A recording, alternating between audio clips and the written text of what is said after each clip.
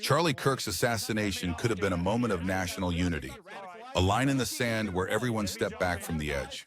Instead, it exposed just how far we've already fallen. On one side, grief, fear, and a belief that the culture is under siege. On the other, cold celebration, denial, and the insistence that outrage equals bigotry. The truth?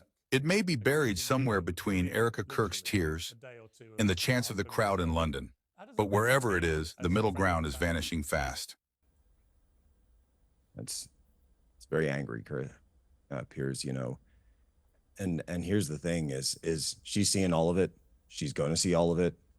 Her kids are going to watch this video one day. It's just, that's sort of the nature of reality now.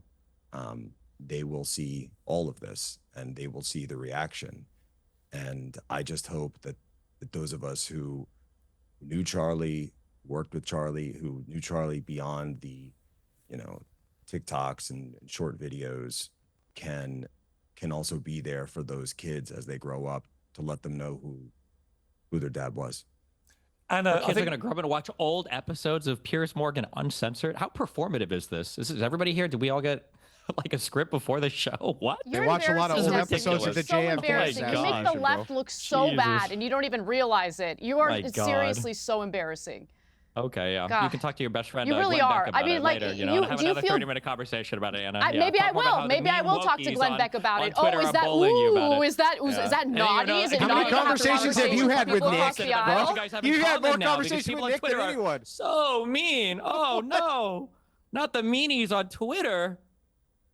How many more lawsuits are you going to face from women that you allegedly secretly recorded during intimate moments, Destiny? I can't believe anyone takes you seriously. Are you really? You're disgusting. You're embarrassing, and you should be shunned from public life with your disgusting treatment of all sorts of people, including young left-wing girls, women You're turning that you more victimize blonde allegedly. right now in the window. Yeah, that's who you are. 2 shades away from You're embarrassing. You embarrass the left. You're the type of person who pushes people away from the left. Make sure you understand that. You're embarrassing. There's no morality with you. There's no grounding values. There's no principles. All you want is attention, attention, attention, attention. That's all you want. Yeah, of course. All you want. Endless attention. Say disgusting, provocative garbage. Another friendly conversation with another mainstream conservative commentator about how you're such a leftist, but those people on Twitter are so mean.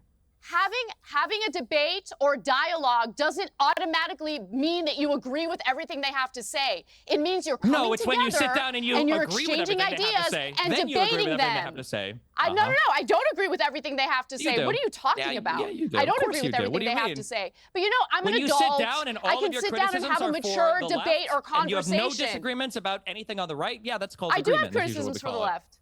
I have tons of criticisms for the right. Tons of criticisms. I'm obviously they don't seem to come out much when you're talking to your I obviously have a huge problem with the unending, unmitigated support for Israel, regardless of the genocide they're engaging in. I have all sorts of disagreements with the right. That doesn't mean I'm going to dehumanize them and cheer on the slaughter of my fellow Americans because we have disagreements on politics. You're embarrassing. I wish anybody here had the same energy for the President of the United States, but that's good. I'm glad you guys are focused where it really counts on Twitter and YouTube. You have TDS, you are like the prototype of TDS. It's comes. unbelievable. You wake up every morning and you decide your behavior is going to hinge on Trump. Tell me more about the dancing Israelis and Building 7 and how the Jews all knew about 9/11 and they all want us to go to war in the Middle East. Yeah, of course. I never once said the Jews were behind 9/11. Not once. Don't make things up, you disgusting prick.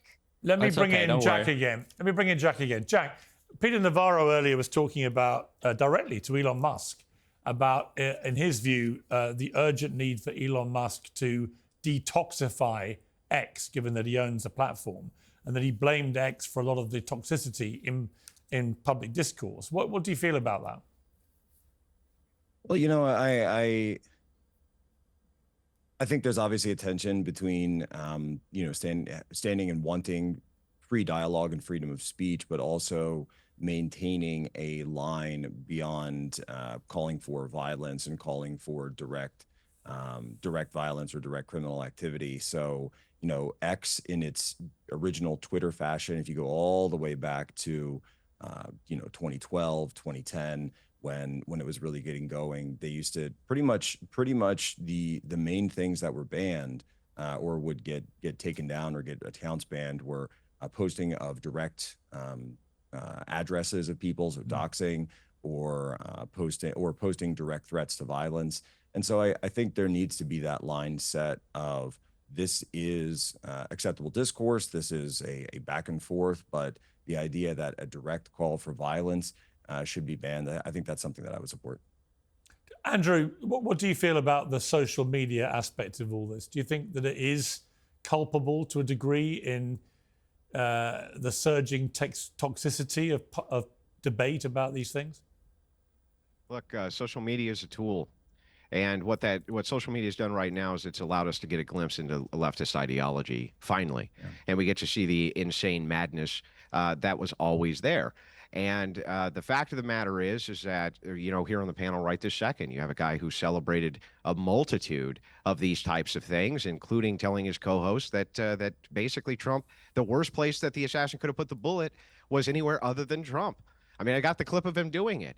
And so the thing is like, what we've noted now, these people are glad. They're glad. They're happy. They love it. I go on TikTok all the time and I debate with these people. It's very clear that leftists are glad that this happened and that they're going to do everything they can to promote more of it. And we're supposed to base our behavior on what the president does or doesn't say. What, like if I had Biden derangement syndrome, I couldn't still come out and condemn political violence? Of course I could. But the thing is I'm just curious, anybody have any words for the fact that Charlie Kirk said that Biden should have been executed? Leftists collectively can't seem to do that, though. I don't know why they can't seem to do that. No, that was fine when Charlie Kirk said that. Okay, Anna, I want to mention something to you, which I was going to talk to Cornel West Charlie about. Kirk was a moderate. He was more moderate than a local electrician. Yeah, nice pivot. He was more moderate than a local electrician, and you know that. By the way, he said he wanted to see Biden. You have debated with the worst, and I've seen you do it. You know, Biden executed. Okay, give me a no, fucking that's break. not what he said. About any of this that's stuff. not what he said. He said if you violate criminality and criminal laws, then that will be the case. All right, I want to ask Anna. There's not what's performative. What's performative? Andrew Wilson exposed something deeper than bad takes. He exposed the limits of Destiny's argument in real time. This wasn't a win, it was a warning. Your political opponent should be in jail and highest extent of the law. You say it all the time. What are you talking about? Sorry, no, that's Donald saying Trump. the word performative doesn't mean anything. The National Guard right now is just performative. Investigations into every that's just political performative. Right, I want to bring Anna back in. I want to bring Anna back in. Performative. Okay, I want to bring Anna back in because the president-elect of the Oxford Union, probably the most premier debating society in the world, I've done it several times myself, George Aberonye, reportedly posted he did post several comments in a WhatsApp group appearing to celebrate the murder of Charlie Kirk. One said, Charlie Kirk got shot. Let's fucking go. Another one was, I think, LOL. This guy is going to be the president of the Oxford Union Debating Society. And yet he is celebrating the murder of somebody he literally debated himself in the Oxford Union in May. I found that terrifying. I mean, he shouldn't still be in the job, because how can you possibly be the head of a debating society when you think the way to debate with people is murder them if they don't agree with you? But again, the gleeful celebration. This is supposedly one of the brightest students in Britain. President of the new Oxford Union Debating Society. He can't be that bright if he's not considering what a political assassination could potentially lead to. Because where does this end? And that's like one of my biggest issues with a portion of the left. Their inability to see past the current moment, right? You're celebrating it, but what's the long-term goal here? Is the long-term goal to just have to descend to an environment of endless political assassinations and violence? And if we're going to have the left go up against the right in terms of violence, in terms of bloodshed, in terms of shootings, I don't know. I would just venture to say that the right is probably going to do a better job in, taking people out than the left is. This is just a really disgusting, sick ideology, and we need to move away from it. And again, I want to emphasize your personal behavior, the way you choose to behave and respond to things on a day-to-day basis has an impact. Okay, be the change you want to see in the world. So when you have a huge audience, and that audience of young people who look up to you, who feel inspired by you, hear you essentially minimize political violence or even make excuses for it or deflect by blaming Trump for everything, well, you're essentially indoctrinating people to support and normalize political violence. We can't be doing that. I don't care how people behave on the right. That's not going to have an impact on how I personally choose to behave. I want to be better than that. I want to preach dialogue, okay? Debate, have these conversations. And, Charlie Kirk, the last debate he and I had, Destiny would like you to believe that I agree with the right on everything. I don't agree with the right on everything. We debated about whether or not you have to have children in order to care about the future of this country. So we have a debate, and it's fine. He has a right to his opinions. I have the right to mine. If you care about democracy, the democratic process is reliant on having these types of conversations and reliant on not resorting to violence because you're unable to articulate your arguments effectively against the other side. That's what I see this assassination as. Again, it was cowardice. It was disgusting. It was cold-blooded murder, and no one should be celebrating it, and no one should be mocking the family members of Charlie Kirk. Yeah, very well said. I just want to thank all the panel for joining me. Jack, I want to say to you, I can tell by your demeanour today how profoundly impacted you've been by your friend's murder. God. And I'm just very sorry to you as his friend. Shut up, Coomer.